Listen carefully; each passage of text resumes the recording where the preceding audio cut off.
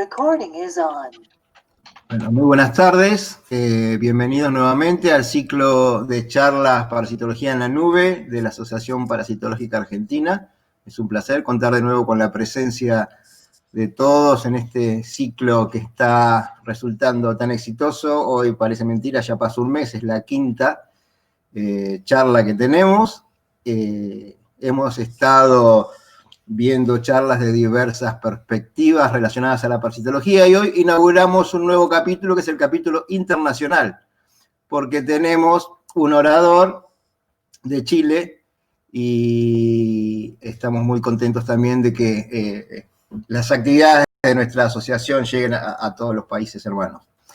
Así que quería presentarlo. Contamos hoy con la disertación del doctor Carlos Landaeta Aquebeque, que es docente de la Facultad de Ciencias Veterinarias de la Universidad de Concepción en Chile, y nos va a hablar sobre su trabajo relacionado a parásitos y mamíferos exóticos en Chile. Así que cuando quieras, Carlos, puedes empezar. Simplemente quiero agregar que por favor todos mantengan apagados sus micrófonos y que si hay preguntas las envíen por chat. Nosotros las vamos a registrar y después de la charla de Carlos las vamos a retransmitir para ordenar un poquito porque si no se escucha todo un poco superpuesto. Gracias, Carlos. Bienvenido. Un gusto tenerte con nosotros y cuando quieras puedes empezar. Muchas gracias. Primero que todo, quiero partir agradeciendo la invitación a participar de este ciclo de charlas. Para mí, la verdad es que no tan solo es un honor, sino que lo hago con mucho cariño porque tengo mucho cariño, muchos lazos con ustedes. Así que encantado de participar junto con ustedes en este tipo de experiencias. Voy a compartir entonces la pantalla. Entrar a la aplicación. Va. Estoy tratando en este momento de que me reconozca la aplicación. Por algún motivo no me la está reconociendo. Ahora sí. Ya, ahí creo que se ve ya la aplicación, la presentación. Bueno, efectivamente soy Carlos Landaeta Quebeque, de la Universidad de Concepción, docente de la Facultad de Ciencias Veterinarias. Y el trabajo que les voy a presentar ahora, básicamente un trabajo Disculpa, Carlos, que no se está deriva un viendo la poco de mi presentación. tesis doctoral. ¿Sí? No se está viendo la ¿No presentación. se está viendo? No. Ya, a ver. Déjame salir y voy a intentar de nuevo entonces. Gracias por avisarme. A ver.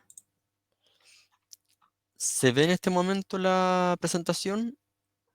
No, quedó la pantalla en negro. No sé si vos bajaste la calidad de casualidad Ya, a ver, del video. voy a tratar de compartir con la otra manera, de compartir toda la pantalla. Toda la pantalla, compartir y Ahí sí te vemos, a ver si... Ahora ahí. sí. ya. Sí, ahora sí. Ya, perfecto. Ahora sí. Y ahora sí ya se ve la presentación expuesta. Ya, perfecto. Ya. Perfecto. Y bueno, como les mencionaba, esto es, digamos, un trabajo que deriva de mi tesis doctoral de hace algunos años atrás y también de una revisión bibliográfica que hicimos en su momento. Y se centra, como dice el título, precisamente en el parasitismo asociado a las invasiones biológicas. Voy a compartir un poco introduciendo el tema, en términos de que dentro de las causas principales de pérdida de biodiversidad, este es un trabajo que hizo Bill Covey el año 1998, se puede observar que la destrucción de hábitat, por cierto, es casi sin ninguna duda la principal causa de pérdida de biodiversidad. Sin embargo, la presencia de especies alóctonas, es decir, especies que no son autóctonas, que son introducidas, son la segunda causa, o por lo menos por ahora hay acuerdos que están entre las dos o tres primeras causas más importantes de pérdida de biodiversidad. Esto también fortalecido con estudios posteriores que más o menos llegan a las mismas conclusiones. Y además algunos estudios han evaluado que las especies alóctonas, o las especies, particularmente la especie invasora, pasarían a ser la primera causa de pérdida de biodiversidad en ambientes que son tipo islas, ¿ah? Con características insulares. Em, Dentro de o sea, las especies alóctonas pueden afectar a la fauna nativa, ya sea directamente a través de aquí tengo ahí está, a través de la competencia o bien de la depredación, pero también indirectamente a través de la transmisión de parásitos. Y vamos a entender aquí parásito en primera instancia, el concepto más macro que también incluye todo tipo de patógenos. Pero el trabajo lo voy a centrar un poco más en lo que son lo que más bien en medicina le llamamos parásitos, que son básicamente protozoos y metazoos. Los parásitos en las invasiones, la verdad es que aquí hay hartos procesos que se han descrito en este sentido. Y para tratar de ilustrarlos de una manera más o menos entendible, vamos a hacer cuenta que esto que está acá, este círculo rojo que está acá, es, por así decirlo, por ejemplo, el continente europeo, y lo que está acá vendría siendo el continente americano. Y podríamos decir que digamos, en el proceso de invasión, salen algunos hospedadores. Cada circulito amarillo vendría siendo un individuo hospedador, por ejemplo, de alguna especie de rata, y cada figura geométrica que está dentro vendría siendo alguna especie de parásito. Las estrellas son un parásito, los triángulos verdes otros, esto como reloj de arena serían otros, y estos que parecen Pac-Man u otro tipo de cosas son otro tipo de parásitos. Y salen algunos hospedadores y estos podrían eventualmente simplemente por azar no comprender todos los parásitos que vienen que hay en el ambiente de origen. Por ejemplo, aquí justo no salieron los que tenían las figuras azules. Y además en el camino puede ocurrir que se mueran algunos hospedadores y con ellos se mueran algunos parásitos, ¿ya? Lo que digamos, en el idioma inglés le llaman los que se hunden con el barco. Y en otros casos pasa que algunos hospedadores pueden llegar, pero no se pueden, digamos, instalar sus parásitos, no pueden sobrevivir en el ambiente invadido. Entonces eso hace finalmente que digamos, esos son los parásitos que le llaman los que se perdieron por la borda. Los overboard, por lo menos dicen en inglés. Y entonces, ¿qué tenemos? Que usualmente las poblaciones colonizadoras tienen una riqueza parasitaria mucho menor que en su lugar de origen. Ese es uno de los primeros procesos que se ven con la introducción de parásitos.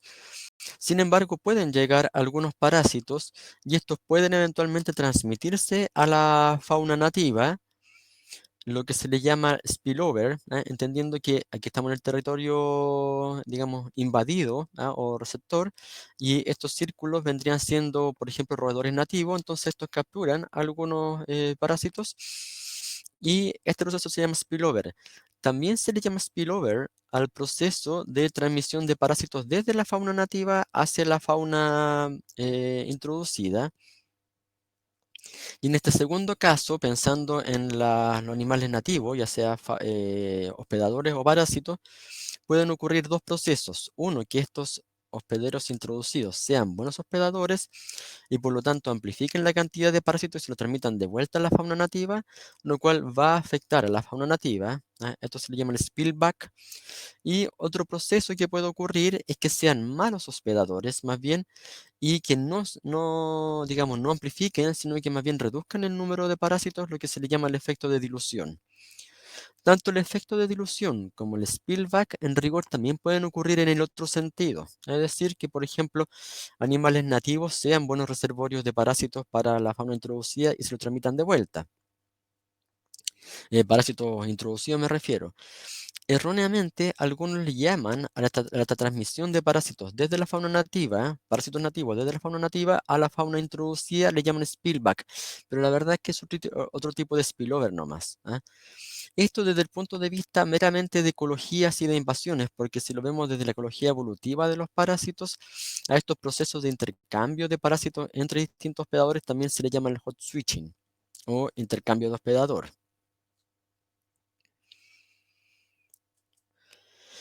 ¿Qué factores pueden facilitar esta invasión por parásitos? Por cierto, los trabajos que les voy a presentar yo apuntan fundamentalmente al spillover, más que el spillback o a la dilución, me enfoqué fundamentalmente en el spillover.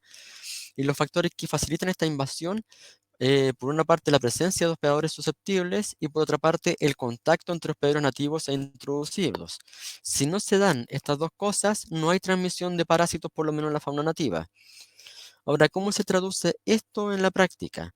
La presencia de hospedadores susceptibles se puede evaluar, por ejemplo, con lo que evaluó y se ha visto más de alguna vez. Aquí cito solamente el trabajo de Pedro Catán del año 1992, pero hay un montón de trabajos hoy día que han verificado efectivamente lo de la hipótesis de coespeciación o de coevolución, en donde hospedadores más parecidos entre ellos en términos de parentesco van a compartir más parásitos que hospedadores que entre ellos no sean tan parientes. Lo que vio en el caso del trabajo de Catán, aquí vieron que los roedores crisétidos nativos compartían entre ellos parásitos, pero no compartían parásitos con los histricomorfos nativos o cabiomorfos. Y los citricomorfos nativos, entre ellos también compartían parásitos, pero naturalmente que a la viceversa no lo compartían con los crisétidos. Entonces este parentesco es un factor importante en la estructura de comunidades parasitarias. Con ese antecedente, entonces, para el primer trabajo que les voy a presentar ahora, nosotros nos planteamos la hipótesis de que los hospedadores introducidos comparten un mayor número de especies parásitas con hospederos nativos más cercanamente emparentados. Otro factor que también influye, como decíamos, era el contacto entre parásito y hospedador. Y en ese sentido, desde lo que es digamos, la biología de los vegetales, donde existen estos propágulos, que son una suerte como de semillas, pero de reproducción asexual, por lo menos por lo que leí en alguna parte en Google. Y podemos hablar también de cualquier tipo de semilla, que si tenemos dos ambientes, por ejemplo, acá un ambiente de un tipo y acá otro ambiente de dos tipos, entre más organismos hayan eliminando propágulos sobre el segundo ambiente, más probable es que este ambiente sea invadido, por así decirlo. Esto significa, para efectos de la biología de las invasiones, que la presión de propágulo, que también es conocida como el esfuerzo de introducción, es una medida que estima el número de individuos alóctonos liberados en una región, y esta medida incorpora estimado del número total de individuos en cada proceso de invasión, así como el número de eventos de liberación o de invasión. Al incrementarse cualquiera de estos componentes, aumenta la presión de propágulos. Entendiendo esto, entonces, es fácil darse cuenta que en el contexto del parasitismo, la presión de propágulos se ha definido como el número de parásitos que llegan con el hospedero introducido al nuevo territorio. Esa es como la primera, digamos, definición y como la más fácil. Sin embargo, reconociendo que hay varios procesos en lo que es invasión por parásitos, más que solamente el llegar, sino que también el transmitirse la fauna nativa, por ejemplo, también se puede definir como la presión de propágulos la carga de parásitos en una población hospedera fuente. Es decir, cuántos parásitos hay acá como población fuente o en esta otra, entendiendo que también hay una presión de propágulos desde la fauna nativa hacia la fauna introducida. Entonces aquí ven, por ejemplo, una presión de propágulos bastante suave, por lo menos siguiendo la analogía de adelante de parásitos introducidos. En cambio, que hay una presión de propágulos bastante más grande, y eso haría o facilitaría que se transmitan los parásitos a la fauna nativa. Entonces así nace la hipótesis 2, que dice que en la medida que la prevalencia y abundancia de los parásitos en la población hospedera fuente sea mayor, más probable será la presencia y mayor será la abundancia de los parásitos en los hospedadores receptores. Para probar o para poner a prueba estas dos hipótesis, estudiamos las comunidades parasitarias de roedores nativos y de roedores introducidos. Dentro de los roedores nativos, estudiamos en roedores de la familia Crisetidae, Abrocomide y Octodontidae. Y dentro de los introducidos, la familia Muridae.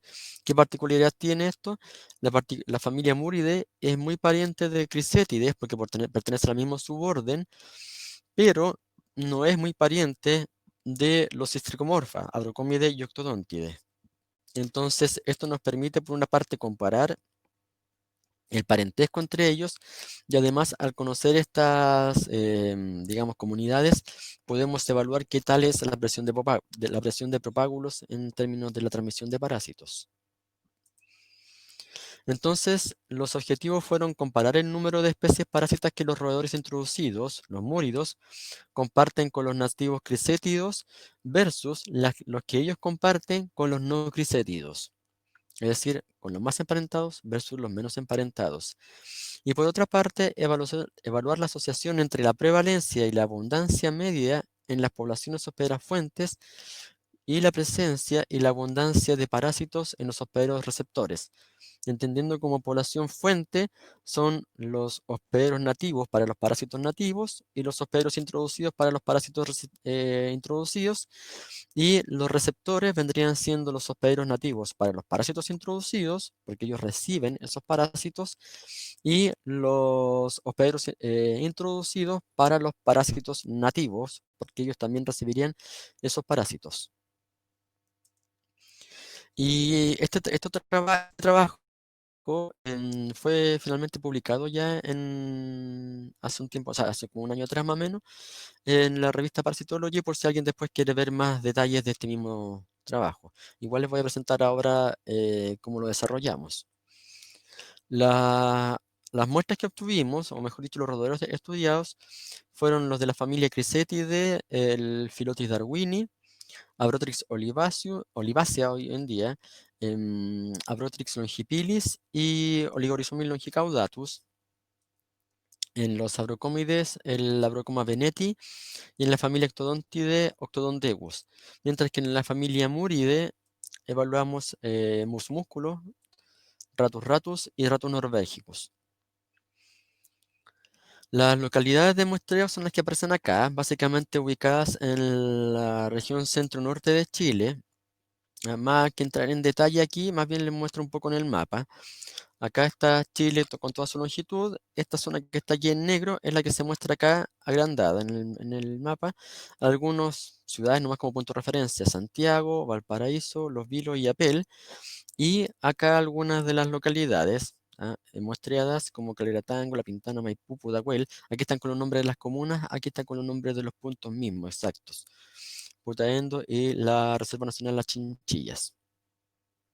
Es decir, centrado básicamente en 3 regiones administrativas de Chile: la metropolitana, la de Valparaíso y el sur de la región de Coquimbo. Definimos unidad muestral al conjunto de muestras obtenidas en la misma localidad y en un periodo de tiempo que no excedió los 31 días, de modo que a la hora de hacer comparaciones, las comparaciones se hagan dentro de estas unidades muestrales y no hayan artefactos como, por ejemplo, la variabilidad estacional que pueda afectar a las comparaciones. Nuestras unidades muestrales son las que se presentan acá. Aquí hay algunos casos que pueden haber algunas repeticiones en algunas localidades, pero con al menos un año de diferencia. Aquí está la cantidad de roedores obtenidas en cada unidad muestral de Abrocoma veneti, Octodontegus, Abroctris longipilis, Olivaceus, Caudatus, o sea, Longicaudatus, Phyllotis darwini, Musculus, Ratus norvegicus, Ratus ratus. Y aquí está el total de roedores, los cuales fueron algo más de 300.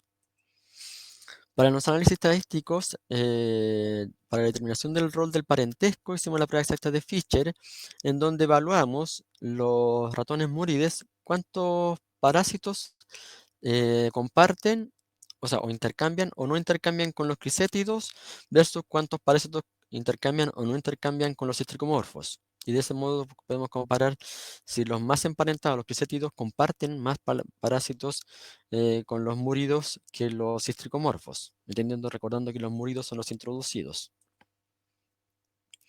Para evaluar digamos, la presión de propágulos que mencionábamos al comienzo, es decir, cómo las cargas parasitarias podían afectar, tanto la abundancia, la prevalencia, la abundancia total, podían afectar digamos, en las poblaciones fuentes, podrían afectar las mismas cargas parasitarias En las poblaciones receptoras ocupamos regresiones logísticas y regresiones binomiales negativas. Regresiones logísticas cuando lo que evaluábamos es si las cargas parasitarias afectaban la presencia de parásitos. En cambio, la binomial negativa cuando evaluábamos si estas cargas afectaban la abundancia de parásitos en las poblaciones receptoras. Entonces, como resultado, se obtuvimos 353 roedores pertenecientes a las 9 especies mencionadas, más de 8.000 gusanos aislados entre todos los recuentos, los cuales pertenecieron a 29 taxas de parásitos. Dentro de estas taxas, acá está la lista de todos los, digamos, de todos los taxas que encontramos. En algunos casos no pudimos llegar a la especie, pero sí por lo menos nos permitió diferenciar, no identificarlas, pero sí separar especies por diferencias morfológicas. En algunos casos también se generó la descripción de nuevas especies como Pudica de Guzzi, la cual fue descrita hace poco tiempo atrás con, digamos, básicamente lo describió María Celina Tillani junto con Julián Notar Nicola y otros dos más que colaboramos en dicha descripción. Y además se reclasificó también aprovechando se me perdió la otra Pudica, acá está Pudica catani fue la que se describió, y se reclasificó Pudica de Guzzi porque antes estaba como Logistrieta de Guzzi. ¿Ah? Y Pudica catani fue una especie nueva en ese sentido, descrita entre todas las que se han encontrado. Antes de entrar a ese cuadro, quiero hacer simplemente observación sobre este parásito que está acá, Physaeloptera calnuensis, el cual fue descrito por primera vez en Argentina y lo encontramos en casi todas las especies de roedores. En Octodondegus, Abrotryx olivaceus, Oligorhizomys longicaudatus y en los 3 introducidos, las 2 ratas y musmúsculos, siendo por lejos una de las más generalistas. Al comparar cuántos parásitos intercambiaron los murios con Stricomorpha versus con los crisétidos, claramente con los crisétidos hubo más, sin embargo, el número grueso no nos da para decir que la diferencia fue significativa. ¿Ah? Ahora, si sacamos a Physaeloptera calnuensis, que es la más, digamos, la más generalista de todas, y nos quedamos con los otros que no son tan generalistas, ahí sí la diferencia es significativa. Entonces ahí va a depender un poco de a quién se aplique este análisis, cómo salen las diferencias. Pero efectivamente digamos, hay un favor del parentesco para que aparezcan más en los crisétidos que en los citricomorfos. Respecto de las asociaciones entre las cargas parasitarias en las poblaciones, claro, en las poblaciones fuentes, de roedores fuentes, versus lo que encontramos en los receptores, en general no se encontraron asociaciones significativas. Nuensis y Cefasea velata, básicamente porque para los otros roedores, perdón, para los otros parásitos fueron muy pocas las unidades muestriales en las cuales se transmitió, o sea, claro, hubo traspaso de parásitos entre nativos e introducidos. Entonces no se prestaban mucho para hacer ningún análisis. Así que nos quedamos básicamente con esto nomás, porque aquí tenemos mayor variabilidad de abundancias y de prevalencias en introducidos y en nativos. Entonces, como les mencionaba, para Physaeloptera calnuensis no encontramos asociación significativa ni con la abundancia en el hospedador, ni con la presencia. Y en el caso de Cefasea velata, tampoco se encontró asociación entre la abundancia y la prevalencia en los roedores fuentes, en este caso musmúsculos, con los roedores receptores, en este caso fundamentalmente fue Abrotryx olivácea. Y lo mismo tampoco con la presencia. Donde sí encontramos diferencia importante es con el hecho de ser transmitido versus no ser transmitido, en donde nos encontramos con que las abundancias totales de los parásitos que fueron transmitidos o compartidos entre roedores nativos e introducidos fue sustancialmente mayor y significativamente mayor que en los no transmitidos. De hecho, solamente una especie de roedor, perdón, de parásito no transmitido superó los 300 individuos, que fue un Rhodontolepis, un cestodo, mientras que ningún parásito transmitido tuvo abundancias menores a 300 individuos. Entonces, por aquí esto sí permite establecer que la cantidad de parásitos que hay en el ambiente favorecen el hecho de ser transmitido o no, más allá de la carga con la que es transmitida o no, pero sí sobre el hecho de ser transmitido. En algunas, por lo menos, de sus unidades muestreales, no en todas, ¿va? El segundo estudio que les presento acá también tiene que ver con los factores que afectan la transmisión de parásitos. En el primer estudio evaluamos factores filogenéticos como el parentesco entre los hospedadores y factores ecológicos de los parásitos, sus cargas parasitarias. En este segundo estudio evaluamos factores ecológicos de los hospedadores. Nos preguntamos qué factores de los hospedadores afectan la transmisión de parásitos a la fauna nativa. Y para esto lo que hicimos básicamente fue, como necesitábamos mucho hospedador, fue más bien revisar la literatura y a partir de lo que estaba publicado, ahí comenzamos a hacer todo un análisis. Entonces, ¿qué encontramos? Buscamos en Chile centro y sur, sacamos del análisis al extremo norte de Chile porque nos quisimos quedar con los parásitos y con los hospedadores que están en la zona central y sur de Chile, que es la zona, por así decirlo, más aislada. Chile está separado de Argentina, como ustedes bien saben, por la cordillera de los Andes, lo cual es una importante barrera geográfica. Al norte está el desierto de Atacama, que también es una importante barrera geográfica, y en el resto de los límites tenemos océano. Por lo tanto, eso configura a Chile como un país al menos semi-insular en ese sentido, por lo menos del centro y sur, no el extremo norte. Entonces, considerando la literatura publicada de parásitos que están en esta zona de Chile, hicimos toda una revisión con los parásitos de animales introducidos y cuáles de estos han sido transmitidos a la fauna nativa. Entonces, lo que tenemos acá son las especies de parásitos que encontramos en hospederos introducidos, el tipo de hospedero introducido, si acaso es un animal silvestre o si es un animal doméstico de abasto o si es un animal doméstico mascota. ¿Ya?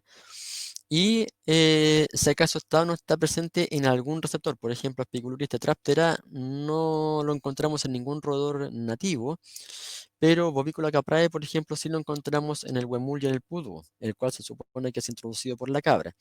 Y así sucesivamente comenzamos a, digamos, a llenar toda la información que pudimos recabar.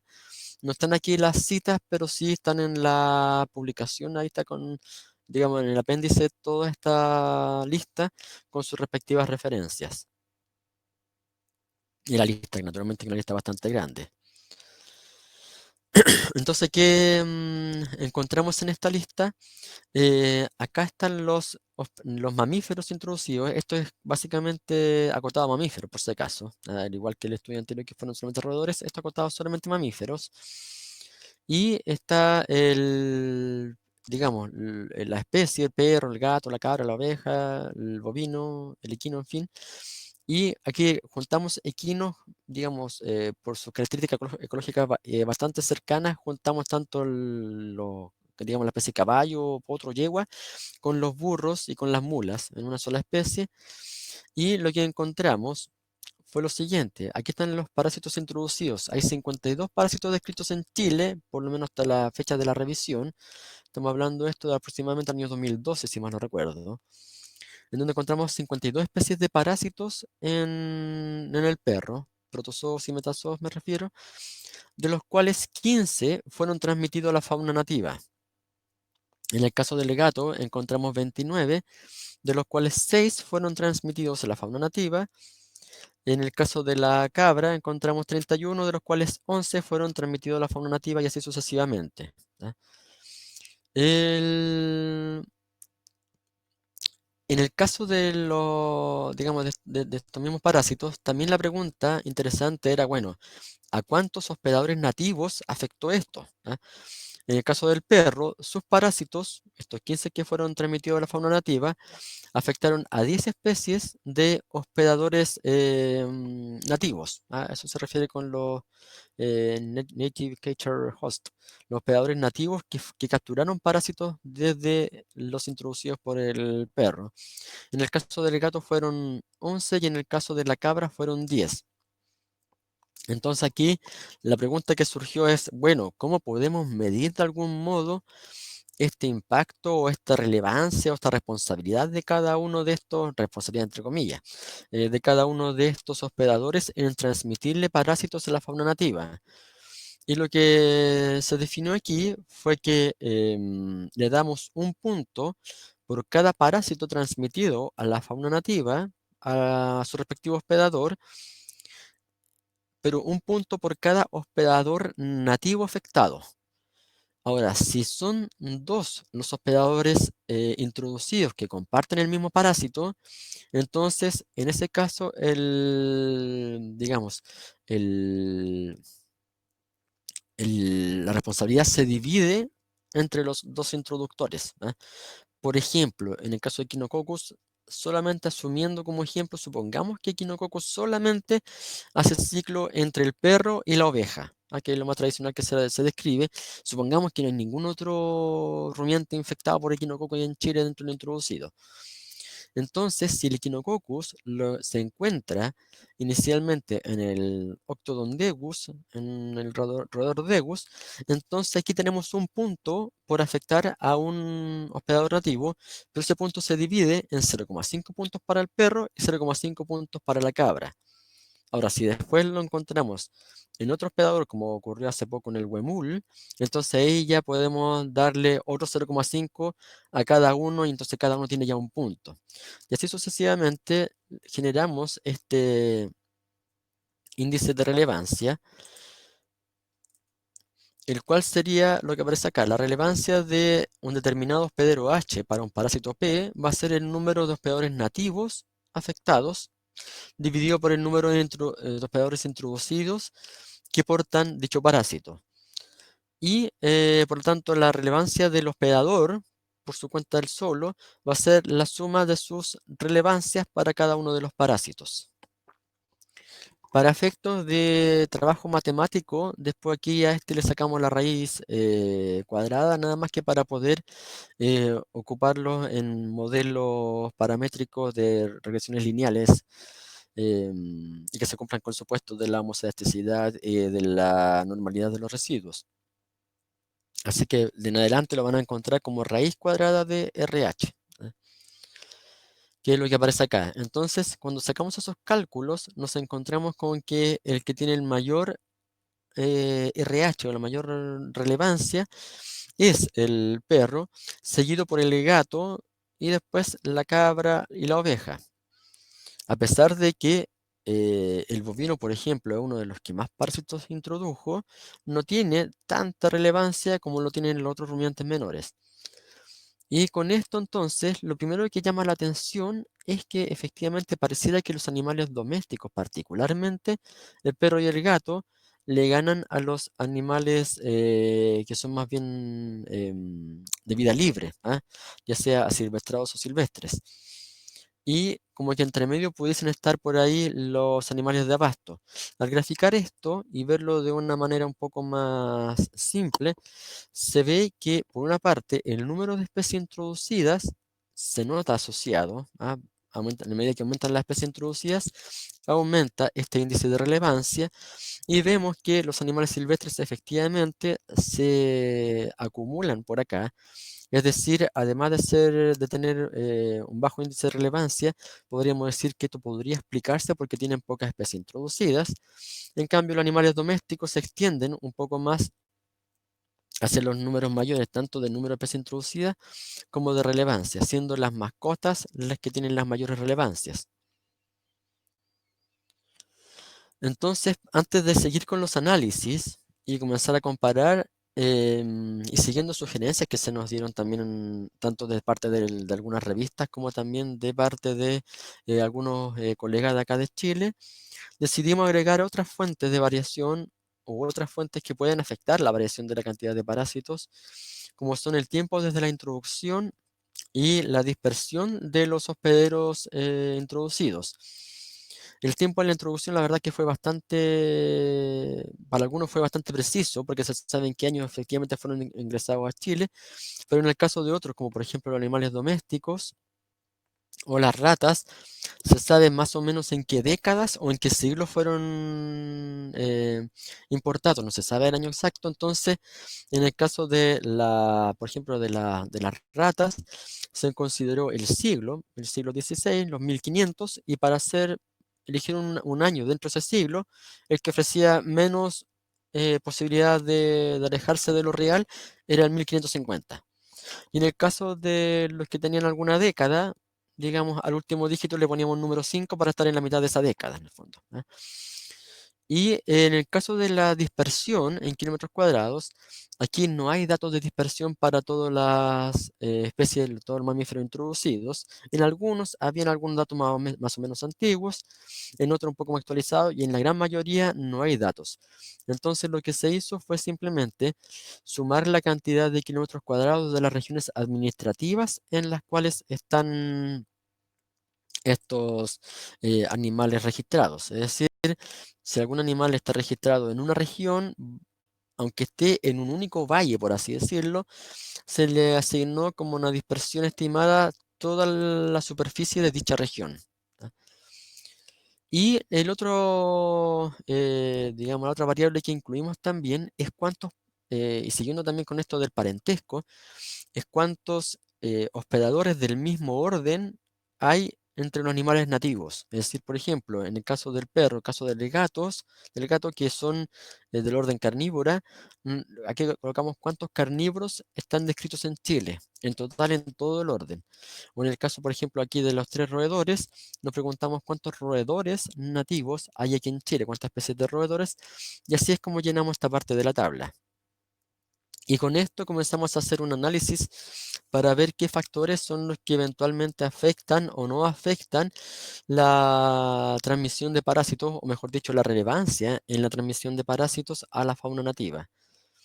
No voy a entrar en los modelos matemáticos, digamos, de regresión, sino que aquí simplemente les presento un poco, digamos, un diagrama con los resultados. Para efectos prácticos, todos digamos, todas las variables, con excepción de la dispersión, digamos, tenían asociación significativa con la relevancia.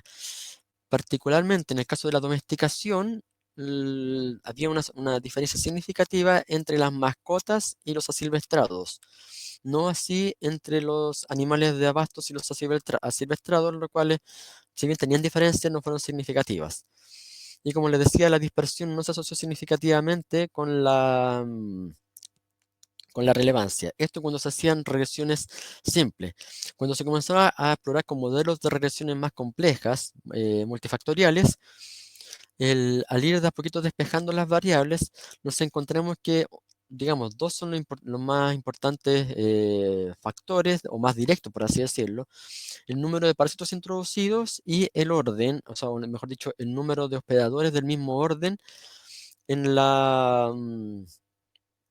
digamos, acá en Chile, en el territorio invadido. El número de parásitos introducidos está también indirectamente asociado con el tiempo desde la introducción. A mayor tiempo, mayor número de parásitos introducidos, lo cual también habla un poco de que probablemente hayan ocurrido mayores cantidades de procesos de introducción, y eso también favorece el número de especies parásitas introducidas. Lo mismo que la dispersión. Y en el caso de la dispersión, también se mostró esta asociación, y también puede estar asociada por la cantidad de procesos de introducción, es decir, de liberación de propágulos, por así decirlo, que pueden afectar al número de parásitos introducidos. Y como les decía, también el grado de domesticación está asociado con el número de parásitos, y también está asociado directamente con el RH, de tal modo que fundamentalmente las mascotas tenían un mayor número de parásitos introducidos que los animales asilvestrados.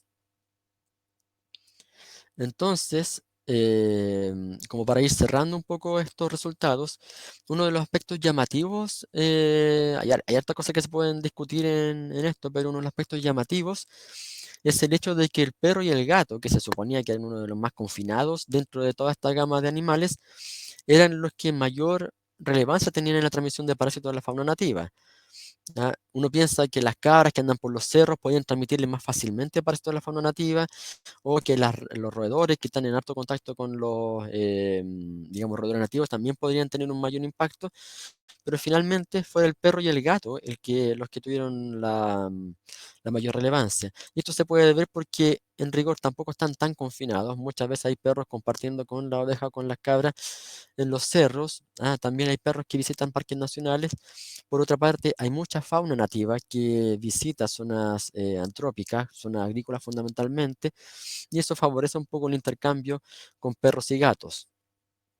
Y lo otro es que también son uno de los que comparten mayor cantidad o mejor dicho, que, de los que se registra mayor cantidad de especies del mismo orden en la fauna nativa. Entonces, eso también favorece que haya intercambio de parásitos, por lo menos los que son un poquito más especialistas. Y todos estos resultados finalmente fueron también publicados en el artículo que les muestro acá, por si ustedes después quieren revisarlo. De todos modos, también me lo pueden pedir, yo se lo puedo compartir si lo desean. Las conclusiones de ambos trabajos, en el fondo, son que el parentesco es un factor importante en el intercambio de parásitos entre animales nativos e introducidos, que la presión de propágulos, entendida ya sea como la carga de parásitos en la población hospedera fuente, puede favorecer el intercambio de parásitos, y que la dispersión y el tiempo desde la invasión, el número de parásitos introducidos y el número de especies del mismo orden pueden afectar el número de especies de parásitos introducidos en los hospederos nativos. Y algunas visiones a futuro de qué más se puede seguir investigando en esta línea. Bueno, lo primero que se me ocurre a mí cuando me planteé esta pregunta era plantearme las mismas preguntas, pero en otros grupos. Por ejemplo, aves, animales acuáticos o invertebrados. Las aves, por ejemplo, tienen más facilidades para atravesar fronteras, es decir, este modelo de insularidad de Chile, con algunas aves puede funcionar, pero no con todas las aves. Y de este modo las aves migratorias pueden servir de conectores entre poblaciones de modo que la escala de los territorios de origen invadidos puede ser otra. Los invertebrados se mueven a escalas muy variables. Hay insectos que a lo mejor pueden recorrer muchas distancias, mientras que hay, por ejemplo, lombrices que a lo mejor la capacidad que tienen para recorrer distancias es mucho menor. Y además, aquí en Chile por lo menos, el estudio de parásitos de los invertebrados está mucho más atrasados. Eh, Quizás lo que más se ha avanzado un poco sean invertebrados acuáticos, fundamentalmente algunos moluscos o crustáceos, pero en lo que en general son invertebrados de tierra no es mucho lo que se sabe en términos por lo menos ecológicos. Y en el caso, por ejemplo, de algunos animales acuáticos, como los anfibios, el patógeno invasor o microparásito invasor más importante parece usar no solo anfibios para dispersarse, en el sentido de que aquí estamos pensando fundamentalmente en el hongo quítrido, que es uno de los patógeno en este momento más relevante a nivel mundial desde el punto de vista de conservación, el cual podría eventualmente transmitirse desde anfibio a anfibio, pero al parecer aquí también podría haber algún factor antrópico, se ha planteado por lo menos por algunos biólogos que he conocido, en el sentido de que a lo mejor las mismas personas que, por ejemplo, hacen trekking o recorren lugares donde hay estero y donde hay anfibios, podrían estar en su ropa traspasando este hongo desde un estero de un arroyo al otro, y así favoreciendo la dispersión de este patógeno. Entonces esto plantea la pregunta de qué pasa con las invasiones por parásitos que llegan sin el hospedero, que es otro elemento más que también se podría investigar en esta área. Antes de terminar, quiero agradecer de todos modos a quienes colaboraron con estos trabajos.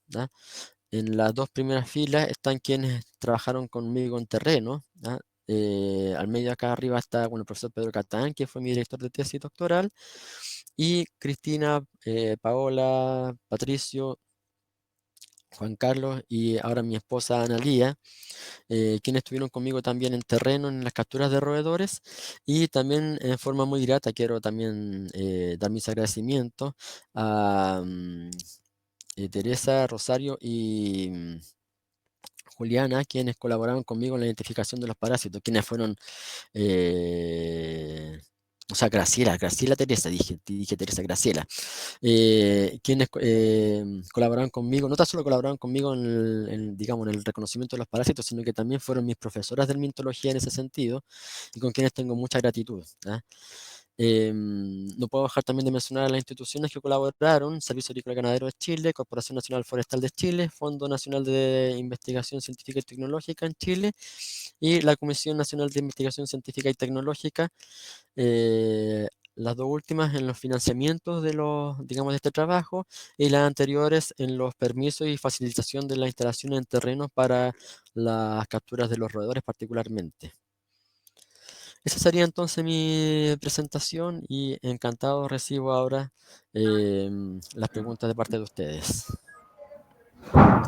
Bueno, muchísimas gracias, Carlos. Interesantísimo tu trabajo. Un ejemplo muy contundente de que no solo uno tiene que trabajar con los datos que uno obtiene, sino con los datos disponibles. Que no sean solo un marco teórico para nuestro trabajo, sino que los tenemos que analizar y que muchas veces dan montones de respuestas a las preguntas que uno se hace. Y bueno, me pareció una contribución linda desde tu trabajo mostrar eso, que no es lo habitual en general.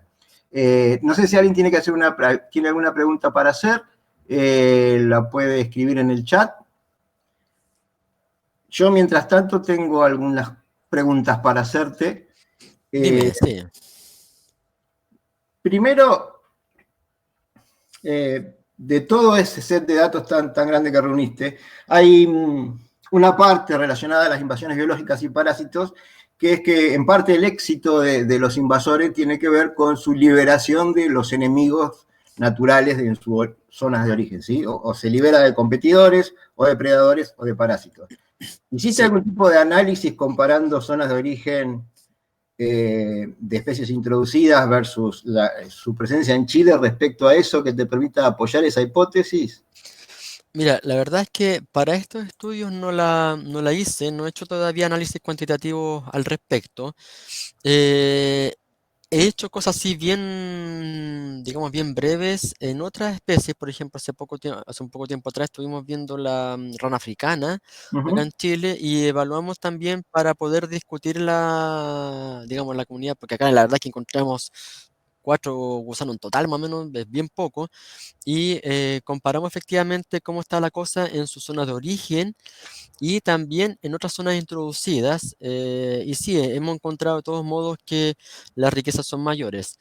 De los roedores que analizamos, por lo menos los roedores introducidos, de los 3, encontramos precisamente acá en Chile, yo diría, riquezas más o menos bajas, en el sentido de que habían hartos parásitos que se describen en otros lugares, que acá en Chile no lo habíamos encontrado, en ese sentido. Por lo pronto, a ver, habían algunos angiostrongílidos, me parece que revisé por ahí en algunos pulmones. La verdad es que me aburrí de buscar en pulmones porque no encontré mucho. Y bueno, aquí en Chile tampoco hemos encontrado nada de angiostrongílidos hasta ahora, hasta donde yo sé. Y no me acuerdo en este momento cuáles otros fueron los que no encontramos, pero me acuerdo, eso sí, que habían, particularmente en la laucha, en los músculos, encontramos poquitos. Ahí encontramos bien poquito. En la rata encontramos un poquito más, pero en los músculos encontramos bien poquito. Y de los otros, no, la verdad es que en comparaciones con zonas de origen no hemos encontrado. Sí, de todos modos, tenemos claro que hay muchos parásitos aquí en Chile, por ejemplo, del perro, que se dice que pueden estar, pero hasta el momento no ha habido ninguna evidencia concreta de que están y que sí están en otros lugares. Pero a esta altura ya le pierdo, digamos, la pista de dónde llegaron los perros que están en Chile, porque cada vez llegan perros de Chile y a veces pueden llegar hasta perros de Argentina, entonces aquí creo que la fuente de origen en este momento ya se pierde en un momento ya. Entonces por ahí ya llega un momento en que ya no es tan fácil poner a prueba esa hipótesis con la cantidad de movimiento que ha habido ahora. Claro, es una hipótesis muy fuerte que se usa siempre como introducción a todo este tipo de estudios, pero que es muy difícil de comprobar porque habría que comparar en distintos lugares introducidos. Justo que, no sé, los de la rata y el músculo son tan exitosos per se que es difícil atribuirle eso a que no tienen sus parásitos. bueno, hay un par de preguntas, pero yo rapidito te hago un par de más de comentarios. En el primer capítulo, donde se veía cierta tendencia a que las especies más emparentadas locales tenían mayores similitudes. Eso no se puede deber, porque no sé si me lo perdí, a un filtro ecológico más que filogenético, que las especies más emparentadas también compartan los mismos ambientes.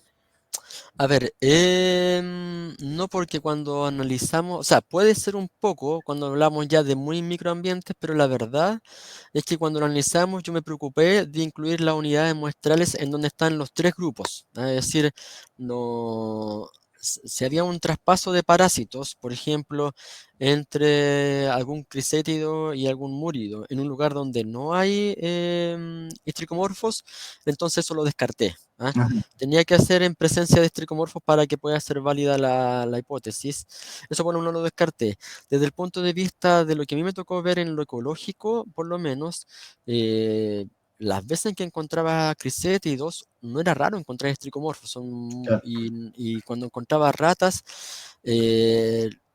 salvo que uno logre establecer que las ratas se metan a las cuevas de los crisétidos, pero no de los tricomorfos, lo cual lo dudo mucho, por la conducta de la rata, pero si ese fuese el caso, ahí recién podríamos a lo mejor estar pensando de una suerte de filtro ecológico, pero por lo menos lo que me tocó ver es que estando presentes digamos, estando presentes los tres, no hay preponderancia de uno sobre otro, por lo menos. Bueno, gracias. Y la última, con respecto a la última parte, el rol de los domesticados, como el perro y el gato, como los principales fuentes, digamos, de introducción de parásitos, por la cantidad de parásitos que han transmitido. Más que el hecho de ser domesticados o de su distribución o su intercambio con fauna nativa, no puede tener que ver que son carnívoros que albergan parásitos que en su mayoría son transmitidos por depredación y que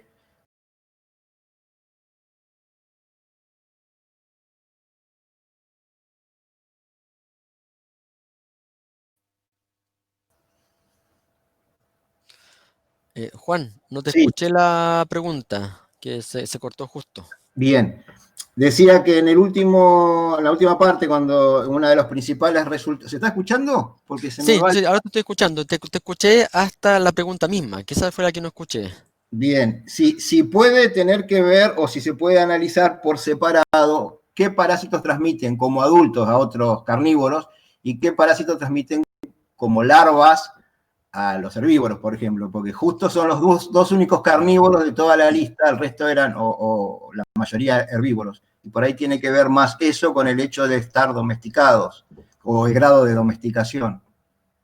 Sí, podría ser eso. Ahora la verdad es que no hice ese análisis por separado, pero así como en el caso de ellos, uno podría pensar que son hospederos definitivos para algunos parásitos y eso puede significar que pueden compartir con otros carnívoros que también son hospederos definitivos, pero también pueden compartir con otros herbívoros que son hospederos intermediarios, que más o menos entiendo que por ahí más o menos va la pregunta. Sí. Pero en el caso de los herbívoros que analizamos, ellos también son hospederos intermediarios de parásitos que pueden tener como hospedero definitivo a un nativo o hospedero intermediario a otro nativo. Entonces, no sé hasta qué punto eso pueda generar, digamos, una ventaja.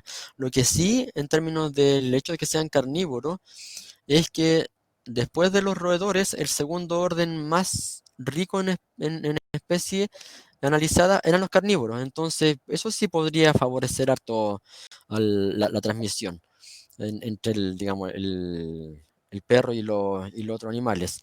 Y otro elemento, el perro y el gato con otros animales, y otro elemento que también no deja de ser, es que en Chile hay harta gente que ha estudiado a los carnívoros, porque son más carismáticos en general, y porque si bien algunos son muy difíciles de encontrar, en general hay muchos que son fácilmente encontrables, y cuando se encuentran, la analizan todo lo que pueden.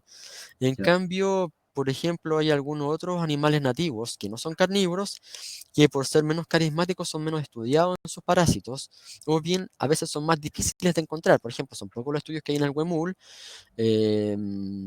y en el caso, por ejemplo, del Pudú, también son pocos los estudios que hay en ese sentido. Entonces, por ahí puede haber un sesgo que favorezca un poco el conocimiento de los parásitos de los carnívoros versus de otros hospedadores. Sí, claro. Sí, pero bueno, me pareció que por ahí era un elemento de análisis que podría agregar un poquito de claridad, poder separar lo que transmiten como adultos o lo que transmiten como larvas. Sí, yo creo que todo, no he hecho el análisis, pero ya que lo sugiere, yo creo que voy a hacerlo en tanto, bueno, salga de la cuarentena y tenga un poco más de tiempo. Pero Bien, yo creo que es sí, claro. una interesante pregunta la que planteas ahí, porque deja otra línea de explicación también para esto. Bien. Y la última, pero es un comentario, no es una pregunta. Sí, No quiero ser tan pesado, pero es que me interesó mucho lo que contaste. Vi hoy que estaba Ornella Beltrame por acá entre la audiencia. Ornella trabaja con paleoparásitos, con parásitos sí, de lugares, de sitios arqueológicos. sí. Y Ornella, ayúdame, han encontrado parásitos que se creían introducidos y aparentemente estaban antes de la llegada de los españoles. Es un tema a tener en cuenta también en este tipo de análisis. De hecho, o sea, no he hecho la corrección, pero en el análisis cometí el error de colocar a Toxacalis leonina como introducido. Y no Hola, sé si es un trabajo de Ornella que precisamente dice lo contrario, que es nativo. ¿me Hola, Ornella, escuchan? Ornella. sí, Hola. ¿Me escuchan? No sé si. Sí, te sí, escucho. Ornella. Creo que Así acá. entra con Faciola también, ¿no?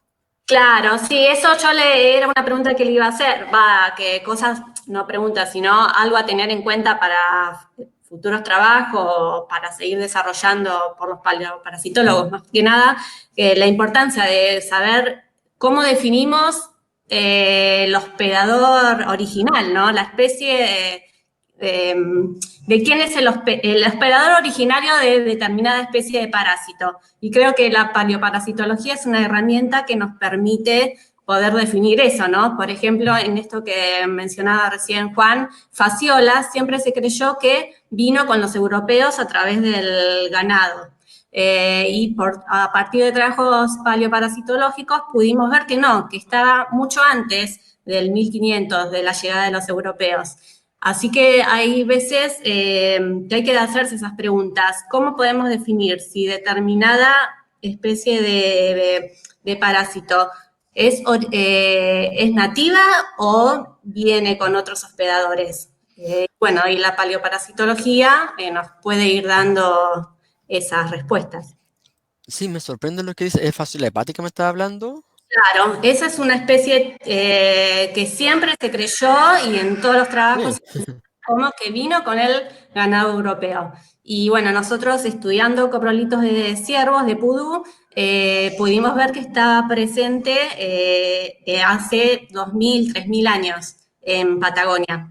Así que bueno, con un trabajo paleoparasitológico podemos ir cambiando, ¿no? Este tipo de presunciones que había. Y bueno, y otras especies también ha pasado. Verónica Taglioretti también, no sé si has leído el trabajo, ella estudió parásitos en camélidos y también, por ejemplo, Dictyocaulus, que se pensaba que vino con las ovejas, no, estaba presente en Patagonia antes de la llegada de los europeos. Ya. No, la verdad es que no sabía de ninguno de los dos casos. Sí me enteré de Toxacaris leonina, que por ahí lo leí en uno de los artículos de... no sé si- Sí, es un trabajo también hecho por gente de Mar del Plata y también se vio que Mm. está presente en muestras muy antiguas. Muchas gracias. Para mí es importante ese aporte. Y ahora, perdón, que te comento, hay un chico, Agustín Belucci, que empieza a hacer su tesis doctoral en roedores de Chile, de paleomadrigueras de 30.000 años de antigüedad. Así que bueno, quizás te puede aportar, pueden trabajar en conjunto en un futuro y aportar este trabajo, ¿no? Augusto Melo. ¿Qué? ¿Cómo me dijiste que se llamaba? Agustín. Agustín Belucci está por acá conectado también. También pensando en tu trabajo, ¿no? Sí. Algunas especies de parasitarias presentes en roedores en paleomadrigueras de hasta 3.000 años de antigüedad, 30.000 años de antigüedad. Es un trabajo que se está empezando a hacer este año, pero Qué bueno. buena. Bueno, muchas gracias, Ornella. Esto es lo bueno de este tipo de discusiones, que se generan hipótesis y Sí. colaboraciones. Hay una pregunta, a ver, que la encuentre, que está un poquito más arriba. No la anoté, mal por mí. Francisco pregunta si existe en la literatura alguna relación entre la conducta depredadora de los carnívoros y la capacidad de transmisión de parásitos, basándonos en la tabla presentada. Por ahí es un poquito en línea con lo que yo había preguntado.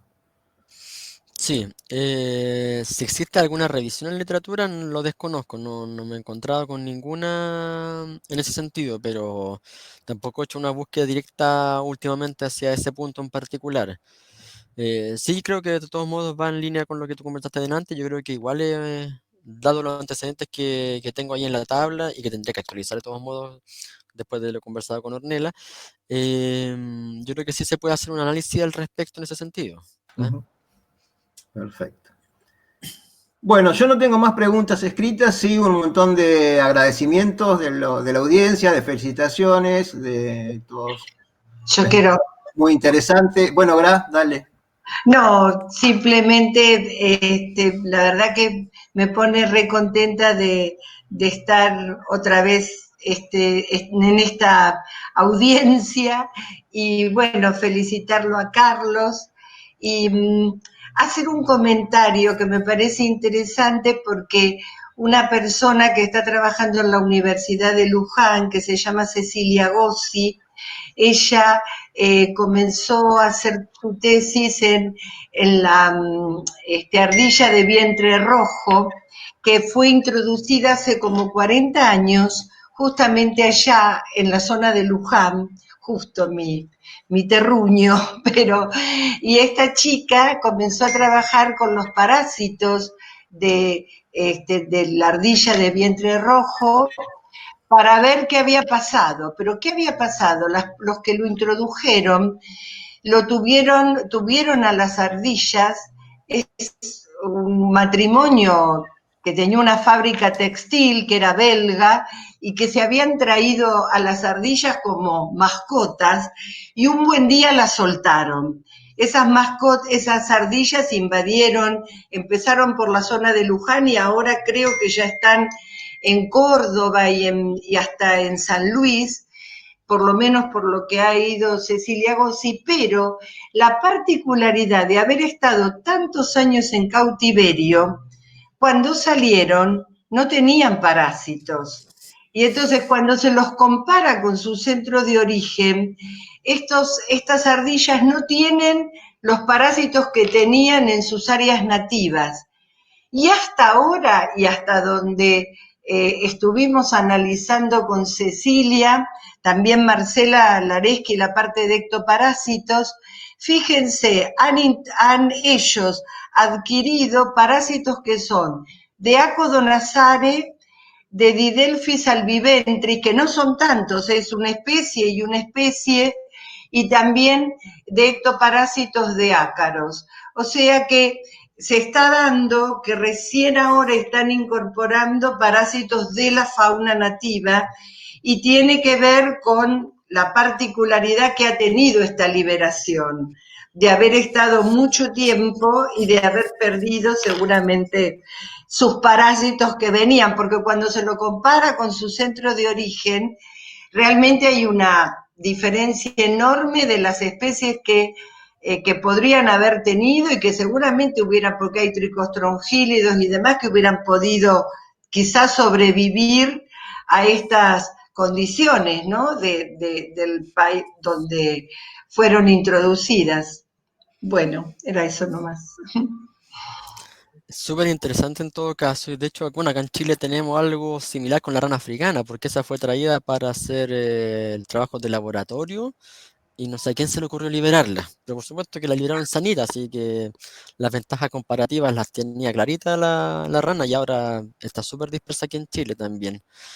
Esa es otra línea, digamos, de investigación de cómo van capturando la fauna nativa en el fondo, que es la fauna nativa, es un área bastante interesante de estos hospedadores que se liberan libres de parásitos en el fondo. Sí, una ventaja al menos en ese caso. Las ardillas están haciendo bastante daño y son bastante perseguidas por todo lo que van destruyendo en su camino, tanto frutos como cables y demás, pero bueno, desde el punto de vista sanitario no están afectando a nuestra fauna nativa. Bueno. Bueno, muchas gracias, Gra. No. Muy bien, a ver, bueno, no, son agradecimientos, Carlos, y felicitaciones. Después te vamos a grabar el chat y te lo enviamos. Acá hay una pregunta, Matías. Sí, yo quería, muy buena la presentación de Chusma. En los roedores que ustedes estudiaron, ¿encontraron diferencias temporales o si los capturaban en diferentes momentos del año y espaciales de la composición de los parásitos? A ver, diferencias temporales no encontramos mayores diferencias, pero sí espaciales. Hay parásitos que se encontraban en algunas localidades y que no se encontraban en otras.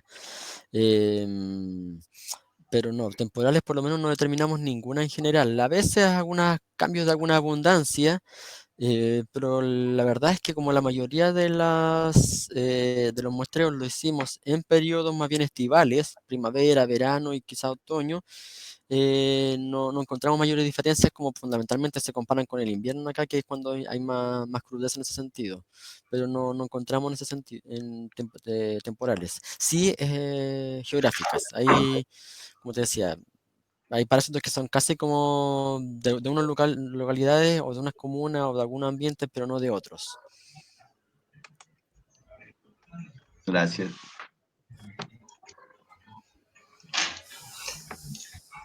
Gracias, Matías. Bueno, muy bien, si no hay más preguntas, Carlos, si querés agregar algo más.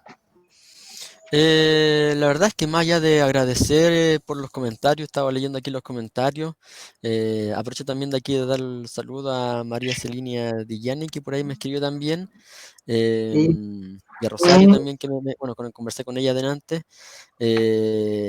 y bueno, y si pueden hacerle extensivo los saludos también a mis amigos y amigas del CEPAVE, que de por allá, que también a veces lo echo de menos.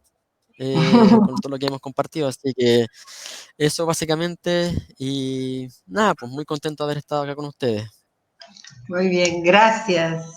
Gracias. Bueno, muchísimas gracias, un placer para nosotros también. Un aplauso, podemos habilitar los micrófonos y aplaudir. Así aplaudir.